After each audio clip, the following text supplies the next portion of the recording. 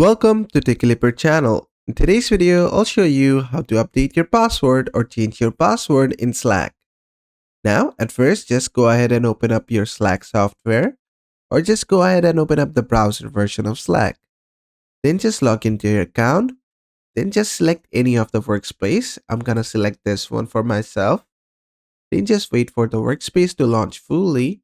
You might have to click on Use Slack in your browser. Then just give it 2 seconds and it will load the workspace for you. And after it loads the workspace, you'll see your profile at the bottom left corner. Just click on that.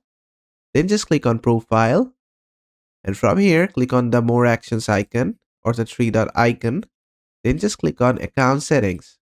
This will take you to another tab where under Settings, you'll find Password. So just expand this. And from here, to change your password, you just need to fill up two fields. One is for your current password, and another one is for your new password. And after filling up both of these, you can just click on Save Password and your password will be changed. And if you don't remember your current password, you can always reset your password by your email.